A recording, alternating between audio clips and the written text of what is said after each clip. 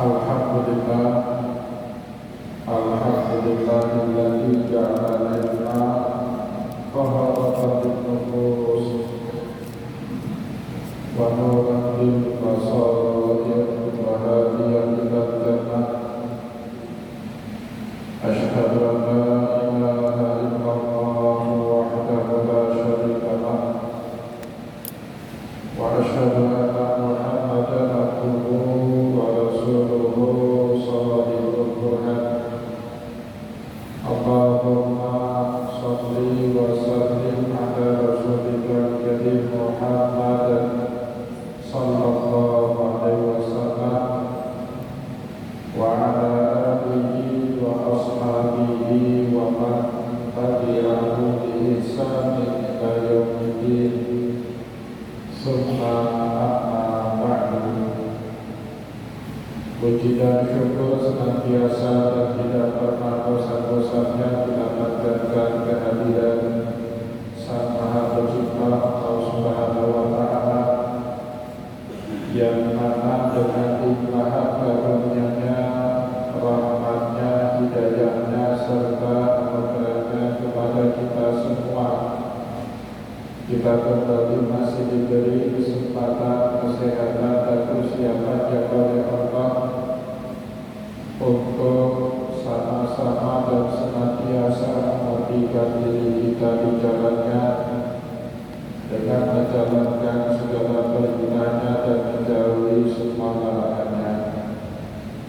Salawat diri salam juga tidak pernah berpamungkas kita haturkan kepada junjungan Allah Nabi besar Muhammad sallallahu alaihi wasallam, di mana beliau telah bersabda dalam sebuah hadis, "Man arada dunya fa'alaihi bil ilmi wa man arada akhirata fa'alaihi bil ilmi wa man arada huma fa'alaihi bil ilmi." Barang siapa yang mau bahagia di dunia, caranya dengan ilmu, dan bagi barang siapa yang mau bahagia di akhirat, juga caranya dengan ilmu, dan bagi barang siapa saja yang mau bahagia di dunia dan akhirat, juga caranya dengan ilmu pengetahuan. Bapak Ibu kaum muslimin dan muslimah jamaah salat maghrib dan juga isya yang dimuliakan oleh Allah, mari pada kesempatan malam yang mulia ini sambil kembali kita dengan iktikaf di rumah Allah, mari sama-sama kita kembali melanjutkan pengajian ini kita dengan kitab Al-Fiqhul Islami wa Adillatuhu karya Syekh Wahbah Az-Zuhaili rahimahullahu ta'ala. Dan insyaallah pada kesempatan malam ini kita kembali akan melanjutkan bacaan kita dengan pembahasan yang sama pada pertemuan yang lalu, pada pasal pembahasan yang ke-12, Ahkamur Rahmi, pembahasan yang berkaitan dengan hukum-hukum syariat yang berhubungan dengan pegadaian. Bapak Ibu kaum muslimin dan muslimat jamaah pengajian yang dimuliakan oleh Allah, jika pada pertemuan yang lalu kita sudah menjelaskan bagaimana definisi pegadaian atau yang dalam bahasa Arab disebut dengan rahab, atau dalam bahasa Aceh sering disebut dengan gadai atau gade ataupun galang. Jadi semua istilah itu punya definisi yang sama. Tentu kita melakukan gadai ataupun galang harus sesuai dengan definisi gadai di dalam syariat sebagaimana yang sudah kita sampaikan pada pertemuan yang lalu.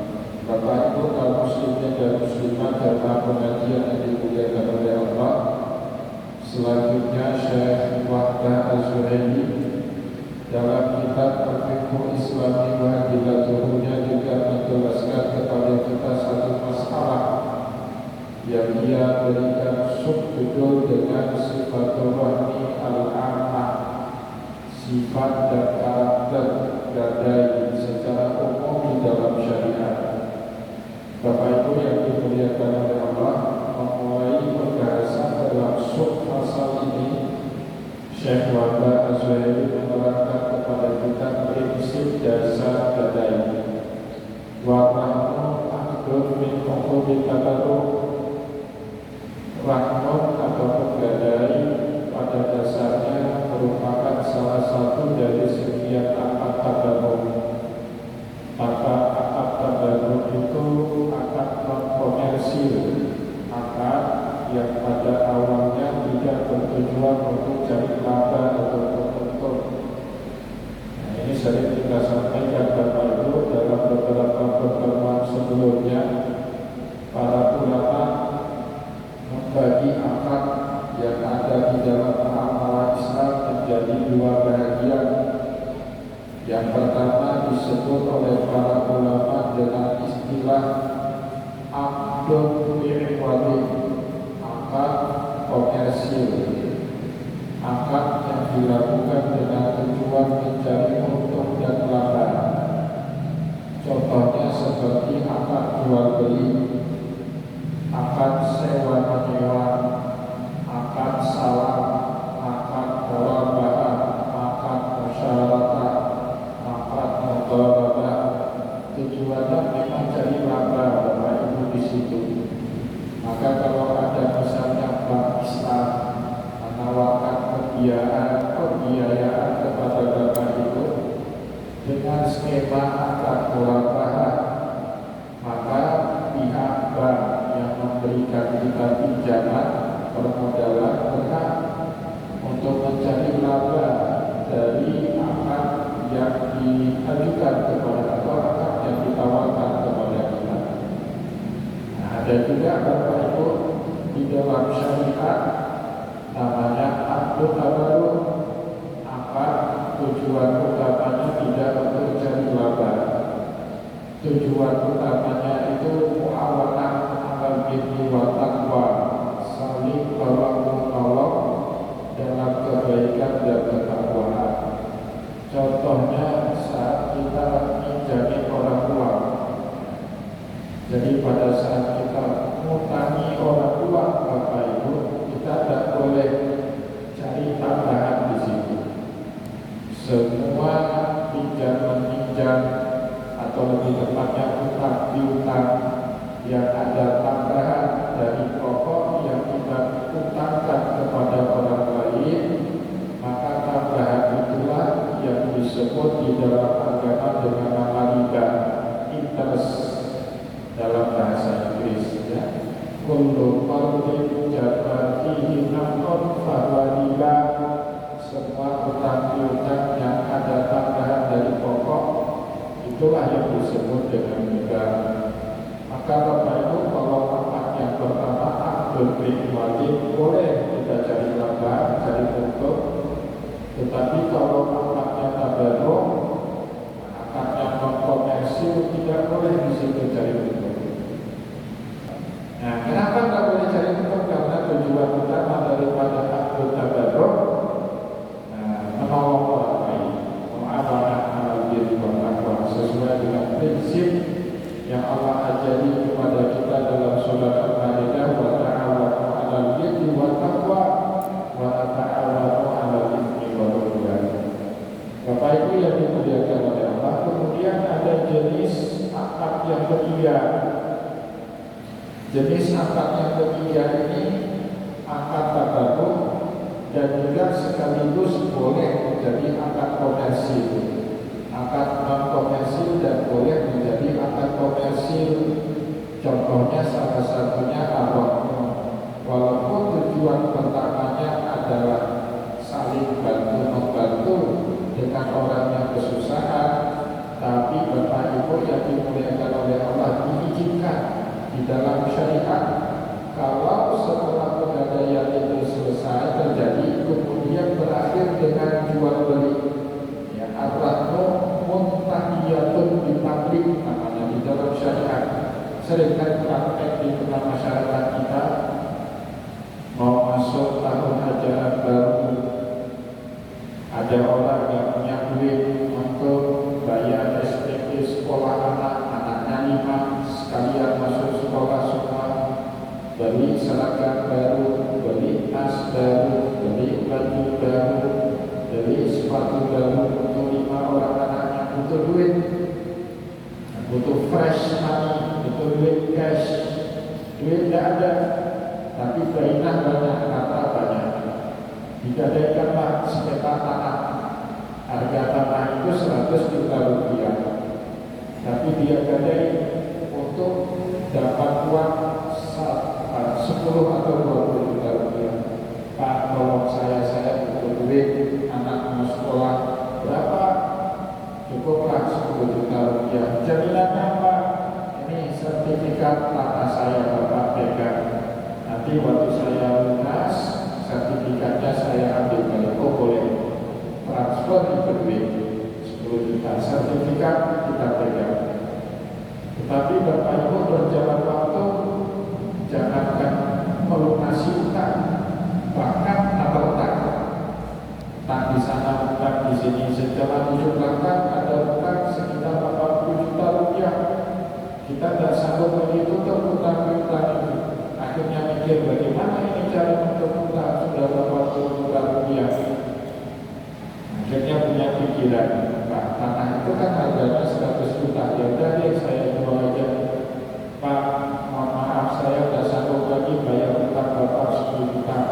Apalagi juga punya utang sama orang lain 70 juta.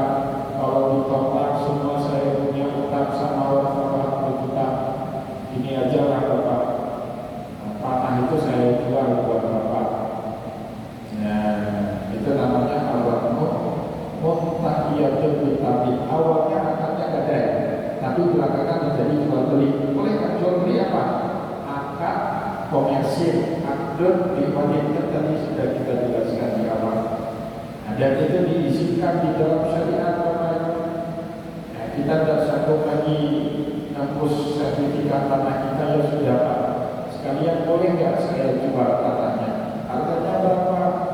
Harganya 100 juta. Jangan tawar 95 juta. Jangan Pak, 100 juta udah pas karena pasaran harga di situ memang 100 juta rupiah. Akhirnya setuju, transfer sisa duit 90 juta, kita dapat duit 90 juta, 70 jutanya untuk bayar utang kepada pihak ketiga, masih sisa untung, ya kan? Ada 20 juta lagi, itu boleh nggak Pak Ustaz? Kan ini kata baru, boleh. Karena awalnya memang awalnya akad yang bertujuan untuk non-komersil, bantu antara sesama kita manusia, tetapi pada akhirnya kalau kita kesulitan untuk melunasi atau untuk membayar utang-utang kita, maka kita boleh menjual aset yang kita gadaikan kepada Allah Ta'ala. Itu yang disebut di dalam fikih Bapak Ibu ar-rahmu muhtahiyatun bitabik. Awalnya gadai, tapi akhirnya menjadi akad jual beli. Gadai prinsip utamanya non-komersil atau akad tabarur, tujuannya saling bantu membantu. Tetapi tujuan daripada akad jual beli komersil cari untung di dalam akad gadai dibenarkan kedua-duanya. Sama juga Bapak Ibu dengan sewa menyewa. Di dalam fikih itu ada satu istilah namanya al-ijabatu muhtahiyatun bitablik. Sama kalau tadi ar-rahmu muhtahiyatun bitablik. Yang kedua ini namanya al-ijabatu muhtahiyatun bitablik. Awalnya akadnya sewa menyewa, tapi akhirnya berubah menjadi kepemilikan. Contoh, Bapak Ibu mau buka usaha, sewa toko 2 lantai di pasar DKI. Kita tanya sama pemilik toko, berapa harga sewa setahun? 25 juta rupiah disebut sama pemilik toko, deal sama kita. Terus kita tawarkan kepada pemilik toko, Pak, boleh nggak sewanya jangka panjang? Berapa lama? 10 tahun. Berarti kalau 25 juta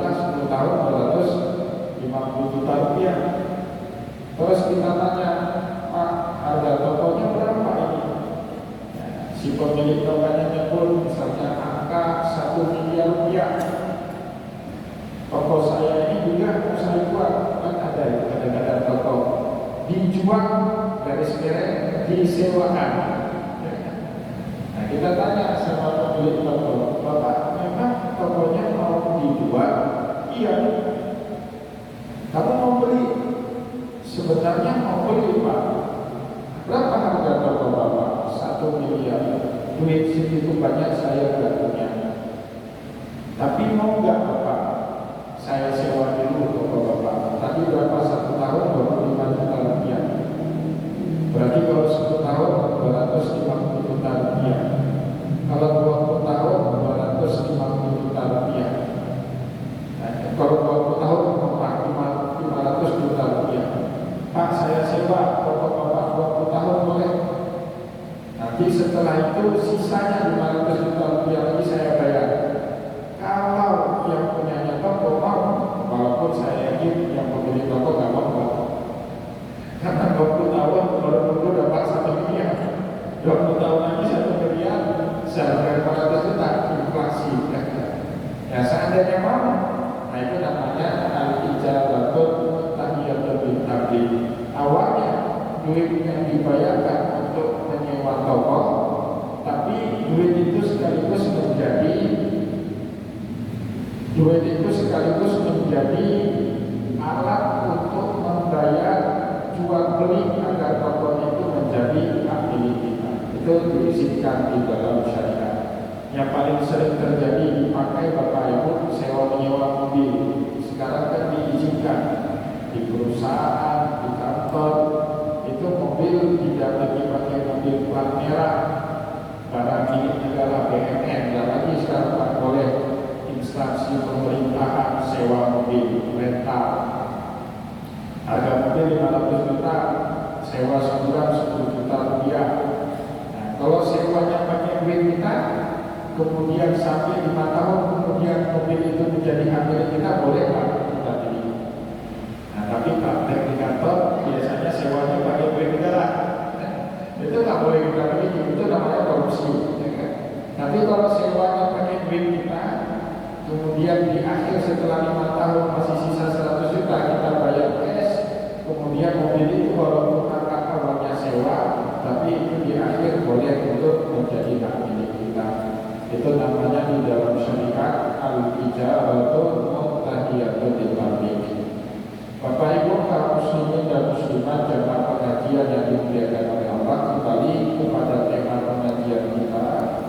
Jadi gadai itu akad utama atau tujuan utamanya itu saling bantu-membantu. Walaupun juga sekaligus bisa untuk mencari keuntungan kalau disepakati oleh kedua belah pihak, antara ar-rahim wal murtahin, antara debitur dan kreditur dalam akad pegadaian.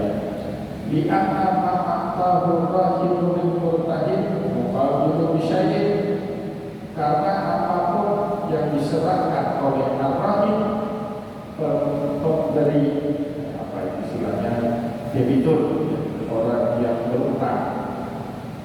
Jadi orang yang berutang kan menyerahkan barang sebagai jaminan kepada al-murtahin, kepada kreditur. Muqabilu bisyai'in itu bukan apa ada timbal balik, saat orang yang memberikan barang gadai itu kepada si peminjam uang ingin menyerahkan harta, itu kan ada timbal balik. Dia kasih pegangan, misalnya kasih laptop ini, kemudian baru saya pinjamkan kepada dia duit sebanyak 2 juta rupiah misalnya. Jadi pemberian dari ar-rahim debitur kepada kreditur bukan sebelah pihak tanpa ada kompensasi, ada uang sebagai utang dan aset sebagai jaminan daripada utang di dalam akad pegadaian. Wahwa minal uqudi al-ainiyah. Nah, itu termasuk daripada akad yang harus ada objeknya.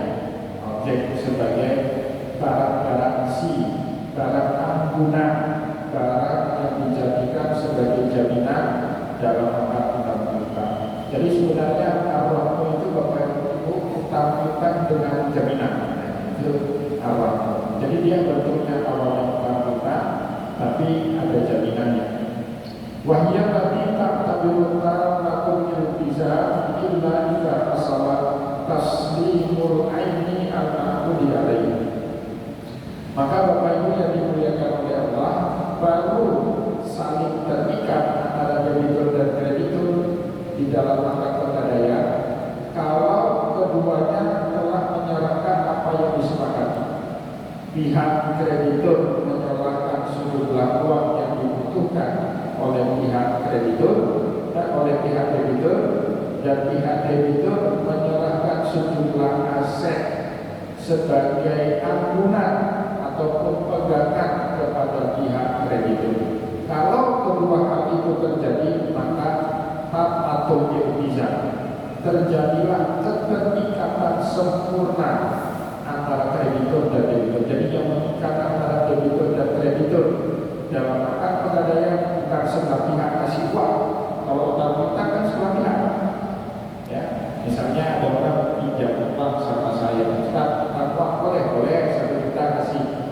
Semata-mata saya kasih uang saya kepada dia, ada catatan sudah terikat.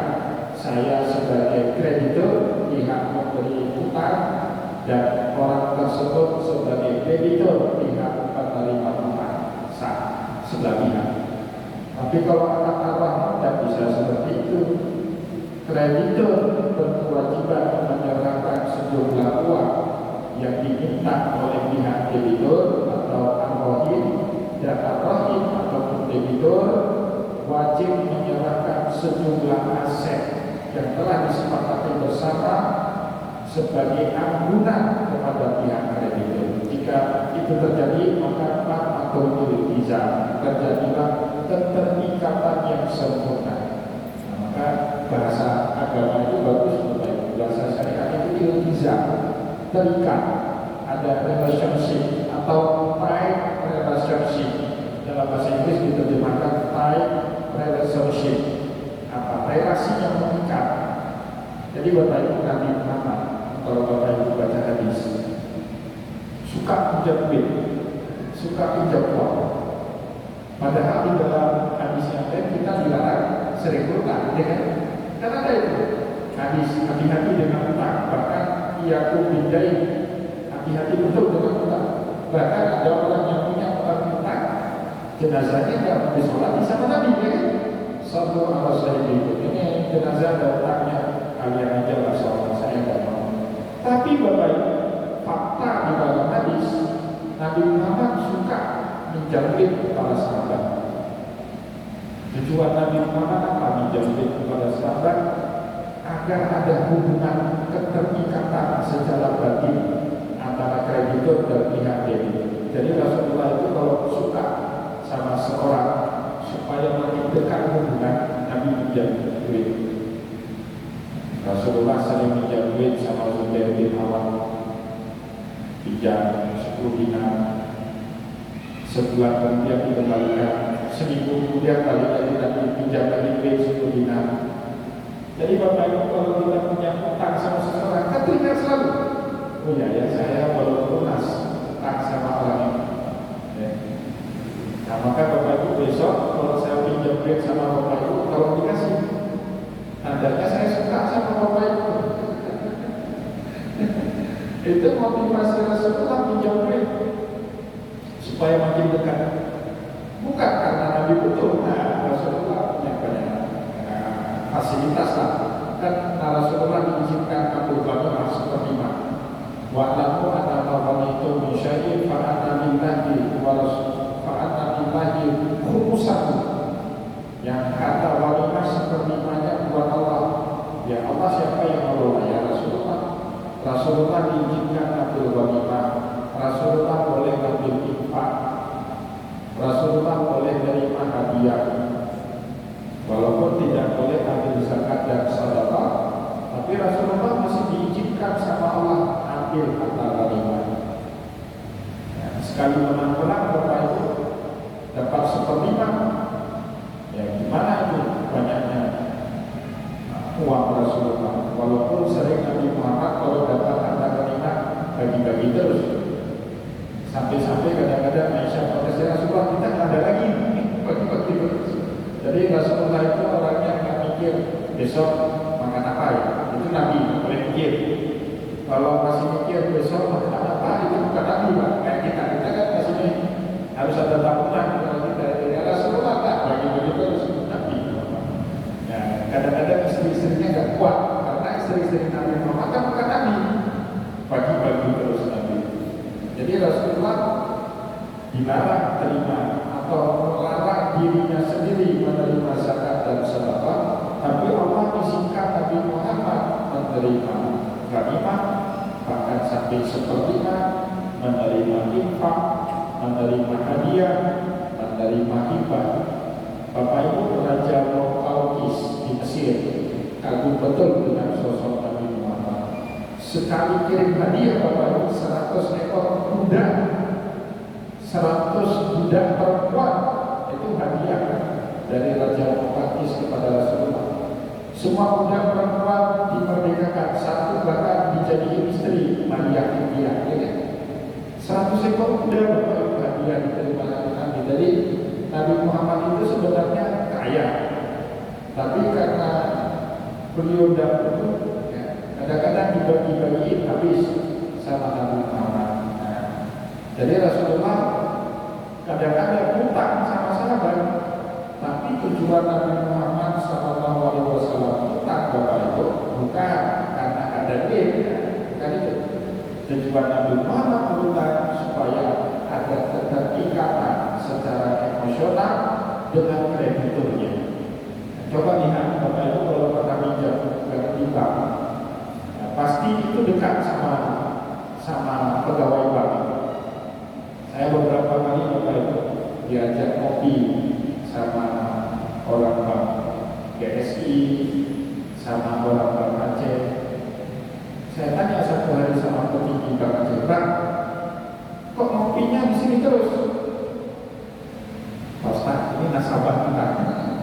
Jadi dia nggak pernah kopi tempat lain. Kalau ngajak saya kopi ke situ terus. "Kok kopinya di sini terus?" "Ya karena ini nasabah kita."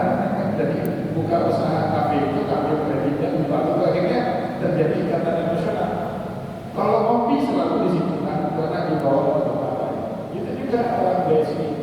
Heran saya, ada satu petinggi BSI itu kalau saya ngajak saya kopi harus di situ. Saya bilang nggak ada kedai kopi lain kan? Nah, Ustaz, ini nasabah kita terjadi keterikatan emosional. Jadi hutang-hutang seperti itu. Bapak Ibu kaum muslimin dan muslimat jamaah pengajian yang dimuliakan oleh Allah. Wahai maqulu khamsatun. Jadi di dalam kata-kata itu semangat, ambil semangat, bukan semangat ya, beriring-irisan dengan 5 akad yang baik. Jadi orang sering salah dalam memahami karena antara akad al-rahmu dengan 5 akad yang baik itu saling beriring-irisan antara satu dengan yang lain. Yang pertama hibah, seperti orang hibah, al-iharah atau meminjam barang, ya kan mirip-mirip itu, al-idah atau wadiah, titip barang, mirip-mirip.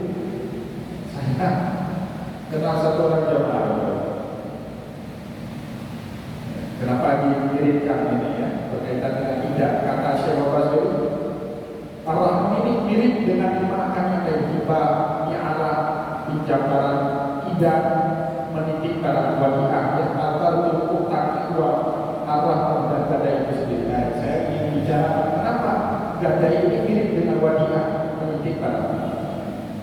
Saya ada seorang sahabat Bapak, beliau tinggal di Banda Aceh, ya, keluarganya di Banda Aceh, tapi keluarganya sering nggak ada di Banda Aceh, dan beliau kerjanya kerja proyeknya sering nggak di Banda Aceh, jarang di Banda Aceh. Dapat proyek di Kalimantan, kadang di Mataram, di Bali, di Jawa. Jadi rumahnya sering kosong Bapak. Dan di daerah beliau tinggal itu nggak aman. Kalau beliau parkir mobil di bandara, itu kan mahal Pak, parkir mobilnya. Jadi beliau kalau pergi keluar daerah, mobilnya itu digadaikan. Jadi kan kadang-kadang pergi dapat proyek misalnya di kan butuh duit, butuh operasional atau untuk membiayai proyek. Nah, mobilnya itu ditaruh di pegadaian, ini mobil berapa? Katanya. Harga mobil katakan 400 juta, digadai berapa? 200 juta, ambil duitnya diambil, kemudian dia ke bandara naik Grab, sebulan digadaikan. Nah, kemudian kerjain proyek, pulang dari situ kan ada duit, dia tembus kembali mobil. Saya tanya, ngapain digadaikan? Pak Ustaz, mobil kita paling aman di tempat pegadaian. Ini orang pintar juga. Daripada parkir di bandara kan terik matahari, Pak. Nggak ada yang jaga, ada yang tertebar pohon. Kalau di pegadaian dijamin. Duit dapat, mobil terjaga, duit dapat. Jadi sahabat kita itu baik. Setiap kali dia mau keluar daerah, mobilnya digadaikan. Dia dapat duit untuk membiayai tiket pesawat dia, operasional proyek dia. Batu balik, dia tebus balik mobilnya terjaga, terawat, terservis, seperti baru lagi. Dia bawa pulang, jadi aman. Pintar juga. Kadang-kadang ada emas. Kalau dia pergi sama istrinya, rumahnya kosong, emasnya digadaikan. Kenapa kan? Bahaya kalau kita tinggal rumah kosong emas di dalamnya, disantro di mana rumahnya. Jadi nyimpannya di mana? Di tempat pegadaian. Akhirnya saya mikir, Pak, ternyata pegadaian itu bisa juga sebagai tempat menitip barang-barang berharga. Itu namanya wadimah. Nah, maka skema Baswedan bilang pegadaian itu mirip hampir sama dengan wadimah. Nah, nanti Bapak Ibu mulai dari sekarang, kalau mau keluar daerah, rumahnya kosong, barangnya digadaikan dapat duit, Pak. Nah, nanti waktu perlu lagi barang itu, kan terus seperti ini. Nah, itu juga ada jamaah yang nanya. Nah, itu kebetulan orang pegadaian di Banda Aceh itu konsultasinya sama saya waktu itu, sebelum Pak Roda itu. Sekarang ada haji Harum namanya, Roda Haji Harum. Harum ya, saya lupa Roda. Jadi orang berhaji, Pak, tapi menggadaikan harta, duitnya itu dipakai untuk daftar haji. Ada yang nanya, emang boleh Pak Ustaz? Boleh kan? Bapak Ibu bisa nggak daftar haji pakai sertifikat tanah? Terima nggak Pak? Nggak mau. Ada orang kita ini, Pak, harta banyak, uang ada. Orang haji kan banyak seperti itu, uang takut, hartanya di mana-mana, tanahnya di mana-mana. Yang jangan minta sama dia duit cash, itu nggak ada sama dia. Orang seperti ini wajib haji apa enggak? Wajib. Karena istiqomah itu manis total ilaihi sabila, bukan ada uang, tapi ada harta. Harta itu nggak mesti uang. Kadang ada orang di kampung sana, Pak, duit nggak ada, tapi sapi dia 500 ekor. Jadi solusinya gimana? Tanahnya nggak usah dijual, digadaikan saja. Sekarang kan untuk dapat nomor porsi itu 25 juta kan, setor ke bank. Sertifikat tanahnya digadai, dikasih duit sama pegadaian 25 juta. 25 juta itu setorkan balik di pegadaian. Jadi pintar orang pegadaian duit, dia dapat aset, duitnya masuk balik ke dia. Nah, dia daftarkan orang itu ke haji, nah, dia kemudian bisa berangkat haji. Maka sekarang pegadaian itu sudah bisa menjadi BPS namanya, Bapak Ibu. Bank penerima setoran haji. Kalau dulu kan cuma bisa bank syariah, BSI, Bank Aceh, ya kan. Kalau Bapak Ibu haji kan ke Bank Muamalah, Bank Aceh, Bank BSI.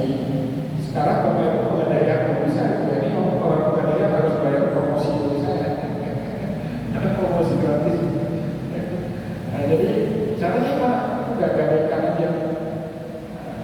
Apa sertifikat tanah dapat duitnya dipakai untuk bayar renta. Nanti kapan ada rezeki sertifikat tanahnya ditebus balik, nah, sehingga kemudian dia bisa kuasai kembali sertifikat itu. Bapak Ibu kaum muslimin dan muslimat jamaah pengajian yang dimuliakan oleh Allah, kita cukupkan terlebih dahulu bacaan kita pada kesempatan malam ini. Insyaallah akan kita lanjutkan kembali bacaan kita ini pada pertemuan yang akan datang. Saya mohon maaf jika ada yang tidak berkenan. Wallahu a'lam bishawab. wa nasrul Karim. Wassalamualaikum warahmatullahi wabarakatuh.